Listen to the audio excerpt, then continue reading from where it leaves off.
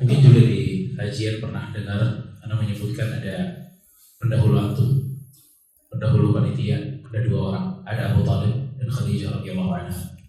Abu Talib panitia kajian pertama untuk Nabi alaihi salatu wassalam. Kalau Nabi mau dakwah, dia yang atur semuanya. Nabi jalan aja, dia yang pasang badan. Ini panitia kajian pertama. Tapi masalahnya Abu Talib mati dalam keadaan kafir.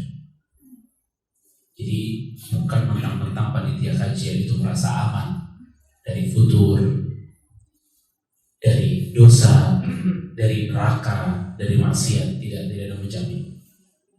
Abu Talib aja itu tidak mampu mendengarkan pengajiannya Nabi Shallallahu Alaihi Wasallam. Abu Talib aja tidak mampu menyerahkan diri tunduk patuh kepada perintah Allah dan Rasul. Padahal yang ceramah siapa? Rasulullah Shallallahu Alaihi Wasallam. Ya, makanya jangan ngambil Abu Talib sebagai contoh, tapi ambil Khadijah sebagai contoh bagi panitia. Khadijah radhiyallahu anha dia donaturnya untuk dakwah Nabi Sallallahu Alaihi Wasallam. Dia yang selalu menyemangati Nabi Sallallahu Alaihi Wasallam. Dia yang bawa Nabi Sallallahu Alaihi Wasallam ke Waraqah bin Naufal. Dia membawa Nabi Sallallahu Alaihi Wasallam kepada pamannya dan seterusnya. Dan dia beriman. Bahkan di antara manusia pertama yang beriman.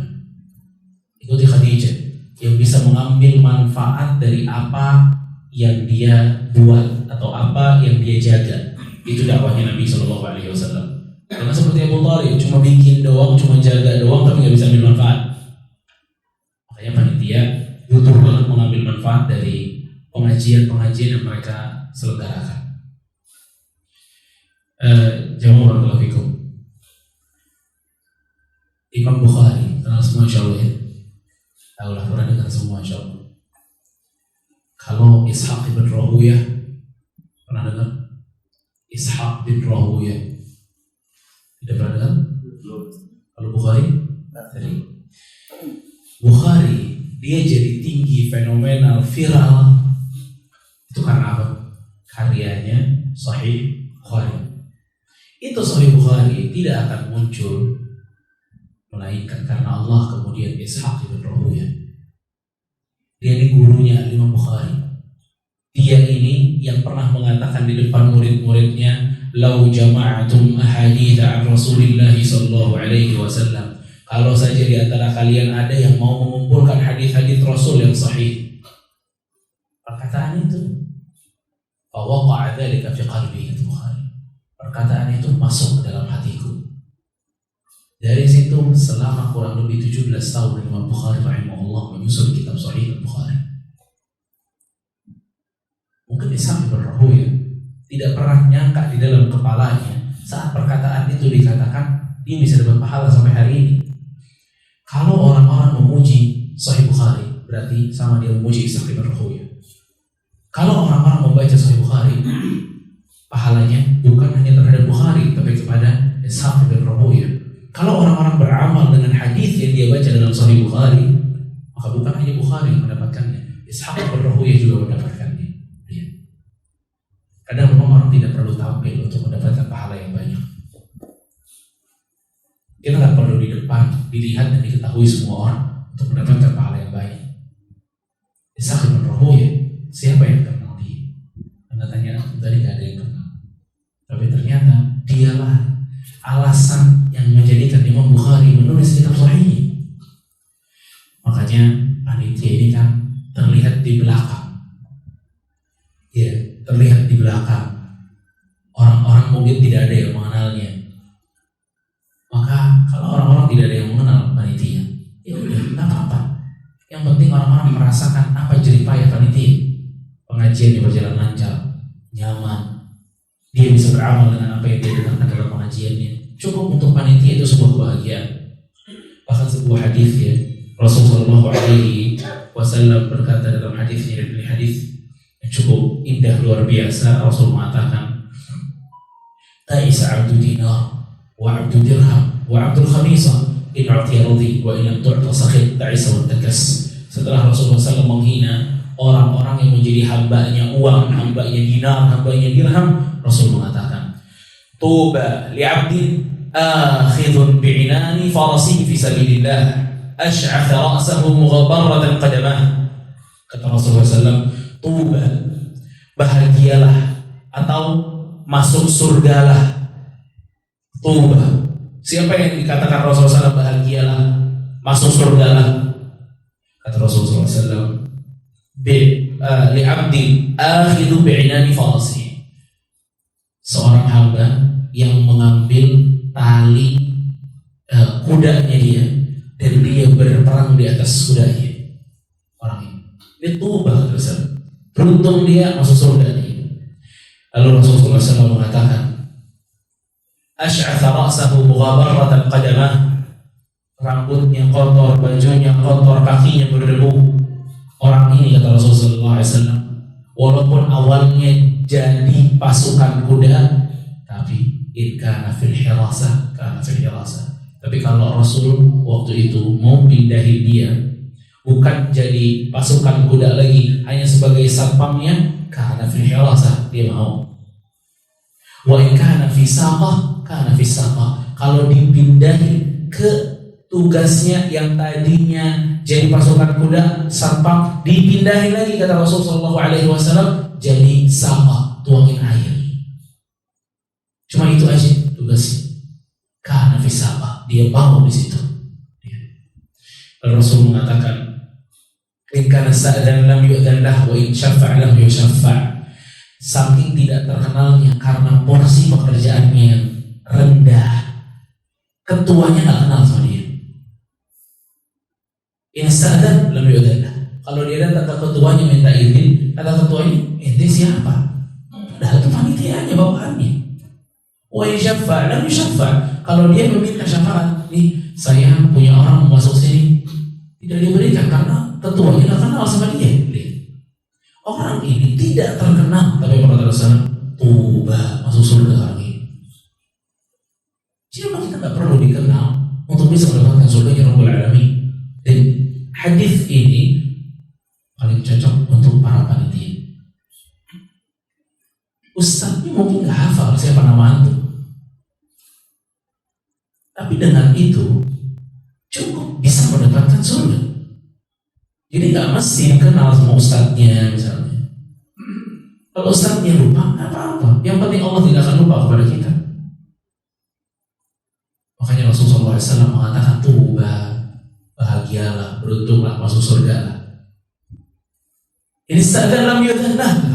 Kalau diminta izin sama ketua panitia bilang, ini siapa nih orang? Nggak kenal. Ketua panitianya aja nggak kenal siapa dia. Tapi dimanapun dia ditaruh, dia iya. Bayangin. Jadi antum ini dalam mengurus pengajian, mau ditaruh dimanapun, selama antum mampu, iya. Karena kita nggak tahu ridho Allah itu datang di bagian yang mana. Orang ini bayangin, dari pasukan kuda segagah itu, diturunin cuma jadi satpam mau. In kana fil hirasah, kana fil hirasah, terus. Orang ini ditaruh di bagian satpam juga mau. In kana fi saqah, kana fi saqah. Orang yang gagah itu ditugaskan cuma di dapur aja. Kana fi saqah, dia mau. Karena menurut dia dimanapun dia taruh, yang penting di situ ada ridho Allah, dia ikut. Ini juga pesannya, kalau antum dirubah posisinya, jangan baper. Mungkin sekarang jadi ketua, besok-besok antum diturunkan gak jadi ketua lagi, jangan baper, jangan reflux. Khalid bin Walid radhiyallahu anhu, man la ya'rifu, siapa yang kenal Khalid bin Walid? Setiap perang menang, coba prestasinya. Setiap perang menang Khalid bin Walid. Di zaman Umar bin Khattab diturunin sama Umar jadi lagi panglima perang. Coba. Di zaman Umar lagi diturunin, bukan sama Rasulullah SAW diturunkan nih. Di zaman Umar bin Khattab diturunin, padahal dari zaman Rasulullah SAW dia menjadi panglima perangnya. Jadi dia jadi ketua tentaranya. Di zaman Umar diturunin. Turun gak Khalid bin Walid? Turun dalam keadaan hati yang begitu tenang. Gak nefklub Khalid bin Walid. Gak baper dia. Wah, gua kan dulu panglima perang ya. Terus sekarang diturunin. Ikan fisaqah, kan fisaqah. Mau dijadikan hanya di dapur, jadi di dapur. Makanya jangan barakallahu fikum, tidak ada yang bisa menjadikan kita bertahan ya dengan seluruh kebaikan yang kita miliki kecuali dengan ikhlas kepada Allah Subhanahu wa taala. Ketulusan itu benar-benar bermain banget dengan keistimewaannya kita. Emang barakallahu fikum. Yang berikutnya, apa yang antum buat nih dari pengajian, terus antum repot-repot, ada yang masak, ada yang bagian ini, bagian itu, banyak banget macam-macam. Ya, jangan pernah merasa berjasa. Ya, jangan pernah merasa berjasa. Kalau bukan karena Allah, antum bisa ngurusin pastor, bukan ngurusin ustaz. Ini semua karena Allah Subhanahu wa taala. Ini pemberian rahmatnya Allah Subhanahu wa taala. Jangan pernah merasa berjasa dengan kajian yang jalan, dakwah yang jalan. Oh, itu ada gue di situ, ada saya di situ tuh. Jangan merasa berjasa. Kalau antum nggak mau ngurus, nggak usah ngurus. Kalau antum nggak mau jadi panitia, nggak usah jadi panitia. Antum nggak jadi panitia juga, dakwah jalan. Siapa antum sampai nggak ada antum, dakwah nggak jalan. Siapa anda? Allah Subhanahu wa taala berfirman dalam surat Al-Maidah ayat 54. Itu dalam surat Al-Maidah ayat 54 apa yang Allah katakan? Man yartadda minkum an dinihi fasawfa ya'ti lahu biqaumin yuhibbuhum wa yuhibbunah. Adillatan 'alal musyrikin, 'izzatan 'alal mu'minin. Kata Allah Subhanahu wa taala, siapa yang ingin murtad dari agama, silahkan murtad. Allah nggak tahan. Allah nggak bilang jangan dong, jangan murtad. Islam aja terus, tidak. Waman yartad minkum an dinihi, silahkan yang mau murtad. Fasawfa ya'ti lahu biqaum, mudah bagi Allah kalian murtad, pergi sana. Allah binasakan kalian, Allah timbulkan makhluk yang baru, manusia yang baru, yuhibbuhum wa yuhibbuna, cinta kepada Allah dan Allah pun cinta kepada mereka. Yujahiduna fi sabili, berjihad di jalan Allah. Kita mikir di sini. Jangan merasa kalau tidak ada kita, tidak berjalan, mau keluar dari kepanitiaan, keluar. Gak mau ngurus pengajian, gak usah urus pengajian. Tetap jalan dakwah ini tanpa Anda ataupun dengan Anda. Jalan. Yang gak mau sabar dalam menghadapi kerja tim, mau keluar, keluar. Jangan merasa Allah SWT membutuhkan Anda. Jangan merasa pengajian di Lubuk Linggau ini membutuhkan Anda. Kalau bukan Anda, siapa lagi? Banyak. Yang perlu dengan apa yang kita lakukan sekarang jamaah, kita yang perlu. Kita yang pengen punya saham dari perkembangan dakwah. Kita yang pengen punya saham dalam amal baik ini, kita pengen punya di situ. Kita pengen naruh saham kita juga. Kita pengen taruh pikiran kita di sana. Kita pengen taruh juga keringat kita di sana. Kita pengen taruh juga uang kita di sana. Kita yang butuh. Kita yang butuh pengajian. Kita yang butuh jadi panitia itu kita. Kita yang butuh capek-capek untuk menjalankan dakwah ini ya. Kita yang butuh, bukan Allah yang butuh. Di Lubuk Linggau nggak ada pengajian, di sisi Allah tidak terjadi apapun. Gak ada Linggau ngaji, gak ada RS air bunda ini, gak ada pengajiannya, gak ada masalah. Tidak ada masalah, mudah bagi Allah. Allah sudah sempurna, kita bikin pengajian ataupun tidak bikin pengajian. Allah sudah sempurna, Lubuk Linggau mengaji ataupun Lubuk Linggau tidak mengaji, Allah sudah sempurna. Kita yang butuh jemaah, kita yang butuh. Kita yang mesti berpikir ke depan nanti, apa nih yang bakal saya bawa? Kan di antara amal jariah yang terbesar dakwah. Dan gak semua orang dakwah caranya seperti saya, beda-beda. Dakwah itu kan kayak gerbong kereta, macam-macam, satu-satu tuh megang peranan. Ada yang bisa dalam dakwahnya berdonatur aja, ya oke. Ada yang panitia kajian, ada yang ngurus soundnya aja, ada yang ngurus dan lain sebagainya, macam-macam. Selama itu mampu dilakukan sama kita, lakukan. Kita nggak tahu ridha Allah itu di mana, kita nggak tahu. Ya, makanya jemaah rahimakumullah, ayat tersebut memberikan kepada kita bahwa Allah Subhanahu wa taala tidak membutuhkan jerih payah kita yang butuh jerih payah kita. Ya. Dan yang terakhir jemaah, Lubuk Linggau nih misalnya, contohnya Lubuk Linggau dengan jumlah penduduknya, ya, maka kita harus mengambil pelajaran dari perkataan Nabi Musa alaihissalam. Nabi Musa alaihissalam itu pernah Allah Subhanahu wa taala diperintahkan untuk mendatangi Fir'aun. Idhab ila Fir'aun innahu tagha. Pergilah kepada Fir'aun, sesungguhnya Fir'aun itu tagha. Tagha itu kemaksiatan, tapi udah maksimal banget. Gimana maksimal? Aku jadi Tuhan. Kata Nabi Musa, qala rabbi shrah li sadri. Ya Allah, lapangkanlah dadaku, wa yassir li amri, mudahkanlah urusanku. Ini pas ditantang disuruh ketemu Fir'aun langsung doa dia.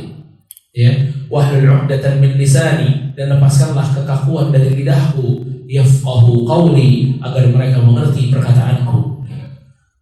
Nabi Musa disuruh dakwah sama Allah, berdoa. Ini juga yang gak boleh lepas dari kita. Kalau udah ada waktu kajian, kita bakal punya program kajian dan lain sebagainya, berdoa balik kepada Allah Subhanahu wa taala. Kalau bukan karena Allah, berantakan kajiannya. Walaupun kita mendukung kajian, tapi kalau kitanya sombong, tidak akan dibantu oleh Allah Subhanahu wa taala.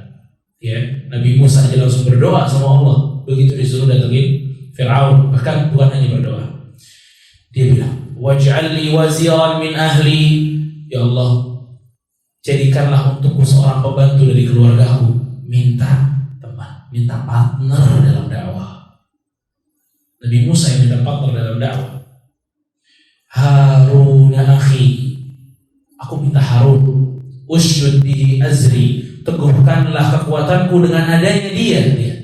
Partner itu dalam dakwah hadir untuk menguatkan, bukan memecah belah, untuk hasad-hasadan, bukan. Partner itu datang untuk menguatkan. Wa asyrikhu fi amri, dan jadikanlah dia teman dalam urusanku. Fungsinya apa? Kata Nabi Musa alaihissalam, kay nusabbihaka katsira wa nadhkuraka katsira, agar kami bisa lebih banyak bertasbih kepadamu dan banyak mengingatmu. Biar dakwahnya lebih besar, biar amal saya lebih tulus. Kay nusabbihaka katsira wa nadhkuraka katsira, agar tasbihku lebih banyak mengingatmu ya Allah, jadikanlah aku memiliki partner dalam dakwah ini. Kita, kalau Nabi Musa butuh partner yang bisa ngomong sama Allah langsung, butuh partner, apalagi kita lebih butuh partner. Jangan merasa bisa Linggau gua aja sendiri, nggak bakal bisa, tidak akan mampu. Mesti ada partner yang bantuin kita jalan bareng. Bukan hasad-hasadan, bukan hebat-hebatan, bukan. Partner untuk dakwah. Ingat ya kawan, antum tidak akan mampu mengurus dakwah sendirian. Kalau ada orang berpikir di Linggau aja, dia bilang saya bisa mengurus dakwah sendirian, ini kurang piknik orang ini, kurang ngopi dia, kurang lihat lebih luas. Manusia itu banyak, Anda tidak akan mampu mengurusi manusia semuanya. Dakwah luas, semakin banyak partnernya, semakin banyak yang dapat manfaat dan hidayahnya. Nabi Musa minta Harun sama Allah, minta partner, minta teman, bukan untuk musuhan, bukan untuk saing-saingan, bukan.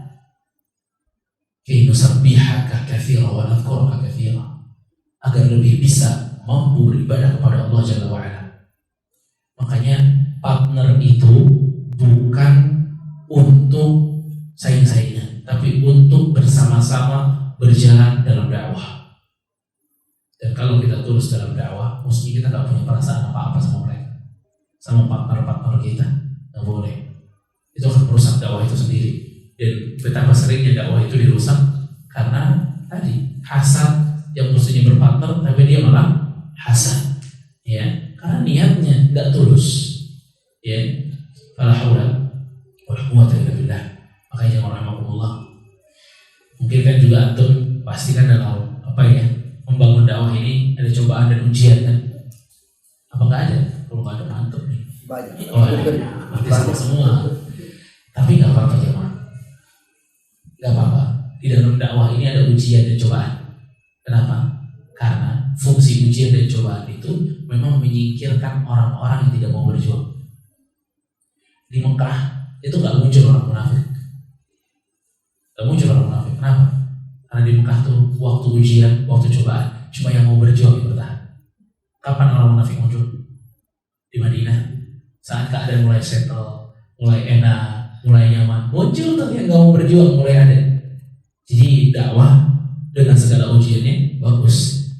Itu adalah cara alaminya Allah Subhanahu wa Ta'ala untuk menyingkirkan orang-orang yang tidak ingin berjuang, orang-orang yang tidak ikhlas, hilang sendiri dengan ujian dan cobaan.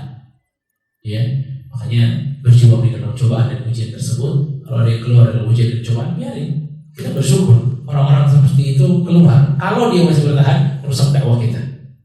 Ya, Barakallahu fikum. Mudah-mudahan bermanfaat yang sedikit ini buat saya untuk pribadi dan buat antum semua. Wassallallahu alaihi wa sallam wa ala alihi wa sahbihi ajma'in.